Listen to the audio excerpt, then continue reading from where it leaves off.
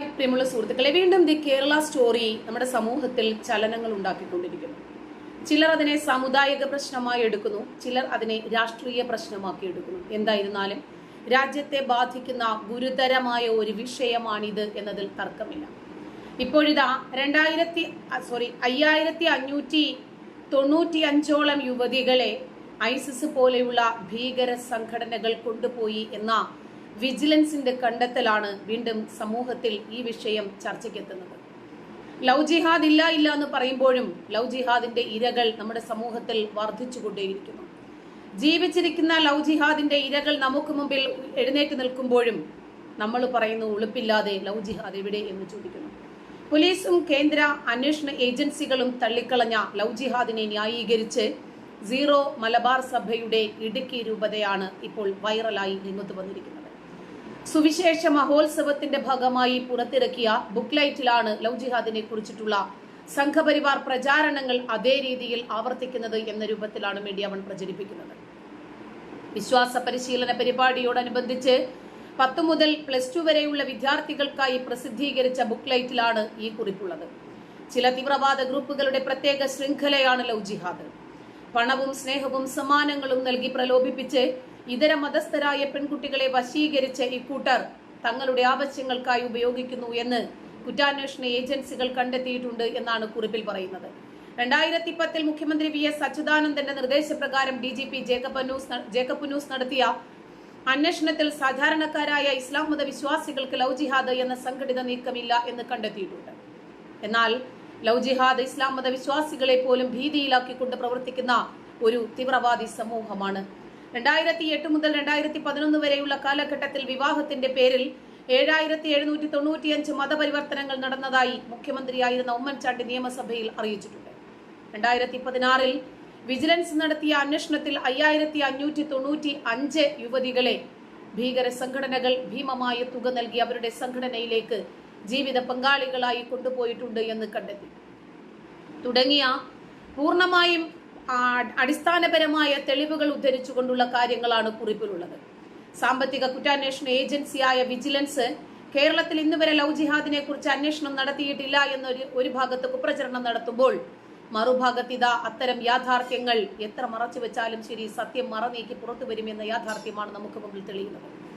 വിശ്വാസോത്സവത്തിന്റെ ഭാഗമായി the Kerala story സിനിമയും പ്രദർശിപ്പിച്ചിരുന്നു. April 4-ാം തീയതിയായിരുന്നു സിനിമയുടെ പ്രദർശനം നടന്നത്. ബോധവൽക്കരണത്തിന്റെ ഭാഗമായിട്ടാണ് സിനിമ പ്രദർശിപ്പിച്ചത് എന്നാണ് രൂപതയുടെ വിശദീകരണം. എന്നാൽ വിചിത്രമായ ചില ആരോപണങ്ങളാണ് സമൂഹത്തിൽ ഉയരുന്നത്. ദി കേരള സ്റ്റോറി എന്ന സിനിമ ഇടുക്കി രൂപതയ്ക്ക് പിന്നാലെ താമരശ്ശേരി രൂപതയും പ്രദർശിപ്പിക്കാൻ ഒരുങ്ങുന്നതിനെതിരെ മുഖ്യമന്ത്രി പിണറായി വിജയൻ തന്നെയാണ് രംഗത്ത് വന്നിരിക്കുന്നത്.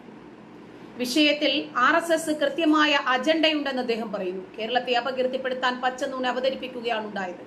മുസ്ലിങ്ങളും ക്രിസ്ത്യാനികളുമാണ് RSSന്റെ ആഭ്യന്തര ശത്രുക്കളെന്നും ഒരു വിഭാഗത്തെ മറ്റൊരു വിഭാഗത്തിനെതിരെ തിരിക്കുന്നത് RSSന്റെ കെണിയാണെന്നും കൂടുതൽ പ്രചാരം കൊടുക്കുന്നതിന് പിന്നിൽ പ്രത്യേക ഉദ്ദേശം കാണുമെന്ന് മുഖ്യമന്ത്രി വാർത്താ സമ്മേളനത്തിൽ പറഞ്ഞു. അതേസമയം പൗരത്വ നിയമം സംബന്ധിച്ച് കോൺഗ്രസിന്റെ പ്രകടന പത്രികയിലെ 8-ാം പേജിൽ പരാമർശമുണ്ട് എന്ന നിലപാട് മുഖ്യമന്ത്രി തള്ളിക്കളഞ്ഞു. പൗരത്വ നിയമത്തെ കുറിച്ച് യാതൊരു പരാമർശവും അതിലില്ലെന്നും പ്രതിപക്ഷ നേതാവ് ആളുകളെ തെറ്റിദ്ധരിപ്പിക്കുകയാണെന്നുമാണ് മുഖ്യമന്ത്രി ആരോപിച്ചത്. എന്നാൽ ദി കേരള സ്റ്റോറി എന്ന സിനിമ പ്രദർശിപ്പിക്കാൻ താമരശ്ശേരി രൂപത രംഗത്തു വരികയാണ്. രൂപതയ്ക്ക് കീഴിലെ എല്ലാ KCYM യൂണിറ്റുകളിലും സിനിമ പ്രദർശിപ്പിക്കുമെന്നാണ് അധികൃതർ വ്യക്തമാക്കിയത്. സംസ്ഥാനത്ത് സംഘടിതമായ തീവ്രവാദ റിക്രൂട്ടിംഗ് ഉണ്ട് എന്ന് മുഖ്യമന്ത്രിയും പറഞ്ഞതാണെന്ന് അവർ പറയുന്നു. സമുദായത്തെയോ വിശ്വാസങ്ങളെയോ ചോദ്യം ചെയ്യാതെ ഇവയെ തുറന്നു കാണിക്കണമെന്ന ഉദ്ദേശത്തോടെയാണ് ചിത്രത്തിന്റെ പ്രദർശനമെന്നും രൂപത പറഞ്ഞു. ഏപ്രിൽ 4-ാം തീയതി 10-12 ക്ലാസുകളിലെ വിദ്യാർത്ഥികൾക്കായി ഇടുക്കി രൂപത ചിത്രം പ്രദർശിപ്പിച്ചതിന് പിന്നാലെ വലിയ വിവാദമായിരുന്നു. അതിന്റെ പിന്നാലെ തന്നെയാണ് വീണ്ടും പ്രദർശിപ്പിക്കാൻ ഇവരും ഒരുങ്ങുന്നത്. വിവാദങ്ങൾ വ്യത്യസ്തമായ രൂപത്തിൽ നിലകൊള്ളുമ്പോൾ കേരളത്തിൽ ലവ് ജിഹാദ് ഉണ്ടെന്നും തന്റെ ചില സുഹൃത്തുക്കളുടെ മക്കൾ അതിന് ഇരകളാണെന്നും മുൻ മുഖ്യമന്ത്രി K കരുണാകരന്റെ മകളും BJP നേതാവുമായ പത്മജ വേണുഗോപാൽ ഇപ്പോൾ ഈ ഒരു പരാമർശവുമായി രംഗത്തുണ്ട്. ലവ് ജിഹാദായിട്ടുണ്ട് എന്ന് തനിക്കൊരു കൺഫർമേഷനും കിട്ടിയിട്ടില്ല, എന്നാൽ നടക്കുന്നുണ്ട് എന്നാണ് പലരും പറയുന്നതെന്നും പത്മജ മാധ്യമപ്രവർത്തകരോട് പറഞ്ഞു. പല അച്ഛനമ്മമാരും എന്റെ അടുത്ത് വന്നിട്ടുണ്ട്, പറയുന്നത് ലവ് ജിഹാദ് ഉണ്ട് എന്നാണ്. ഞങ്ങളുടെ മക്കളെ ബ്രെയിൻ വാഷ് ചെയ്തു എന്നുള്ള സങ്കടങ്ങൾ പറയാറുമുണ്ട്. ലവ് ജിഹാദ് എന്നത് ശരിയാണോ തെറ്റാണോ എന്നതിനെ കുറിച്ച് ഒരു അന്വേഷണം നടത്തേണ്ടതുണ്ട്. ഇന്നത്തെ തലമുറ പലതും പഠിക്കണം. ഉണ്ടോ ഇല്ലയോ എന്നുള്ളതല്ല, ഇങ്ങനെ ഉണ്ട് എന്ന വാർത്ത പരക്കുമ്പോൾ അതിനെക്കുറിച്ച് മെസ്സേജ് കുട്ടികൾക്ക് കൊടുക്കുന്നത് നല്ലതാണ്. അപ്പോൾ ഏതാണ് ശരി ഏതാണ് തെറ്റ് എന്ന് അവർക്ക് മനസ്സിലാകുമല്ലോ. കേരളത്തിൽ പലയിടത്തും ദി കേരള സ്റ്റോറി എന്ന സിനിമ പ്രദർശിപ്പിക്കുന്ന പശ്ചാത്തലത്തിലായിരുന്നു പത്മജയുടെ ഈ വിവാദപരമായ പ്രതികരണം. മുൻ മുഖ്യമന്ത്രിമാരുടെ മക്കൾ ഇനിയും BJP-യിലേക്ക് വരുമെന്നതിൽ തനിക്ക് ഉറപ്പുണ്ടെന്നും തലേ ദിവസം വരെ കോൺഗ്രസിന് വേണ്ടി പ്രവർത്തിച്ച താൻ ഒരു ദിവസം രാത്രിയാണ് BJP-യിൽ പോകാൻ തീരുമാനമെടുക്കുന്നതെന്നും പത്മജ പറഞ്ഞു.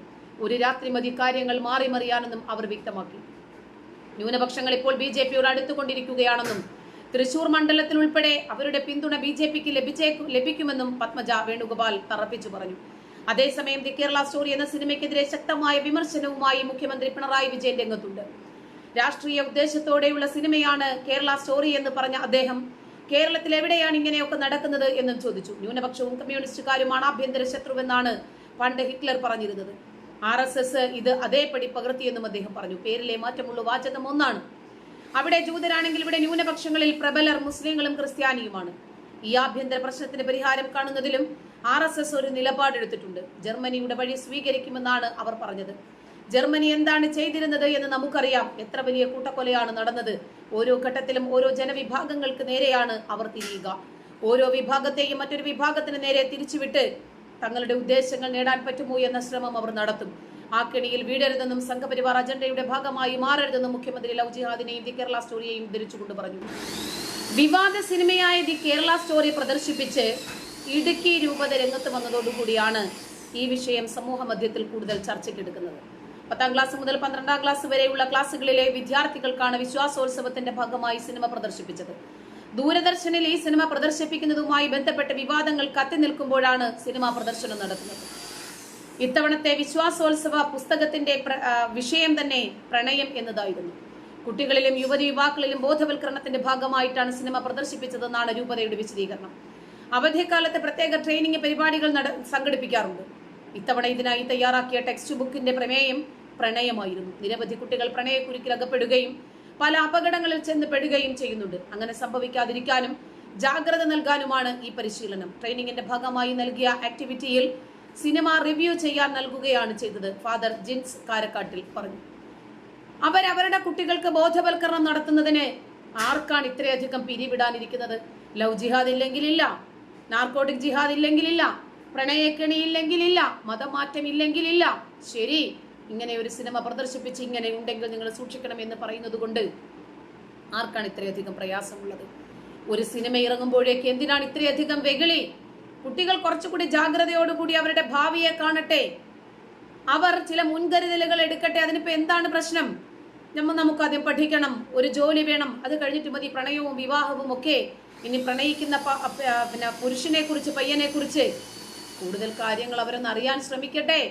അതിന് നമ്മൾ ഇത്രമാത്രം കുരു പൊട്ടിക്കുന്ന എന്തിനാ ഈ സിനിമ കുട്ടികൾ കാണുന്നതില്? ഇതിനകത്ത് ഒരു പ്രശ്നവും ഇല്ലെങ്കിൽ പിന്നെ ഒരു പ്രശ്നവുമില്ല. സിനിമ കുട്ടികൾ കാണട്ടെ, അവരതിന്റെ റിവ്യൂ ചെയ്യട്ടെ. അനുഭവങ്ങളിൽ നിന്നും പാഠങ്ങൾ ഉൾക്കൊണ്ട് അവരങ്ങനെ തീച്ചൂളയിൽ നിന്നും വെന്തുരുകി ആ രൂപത്തിൽ പാകമായി പക്വതയാർന്ന യുവതികളാകട്ടെ. നന്ദി.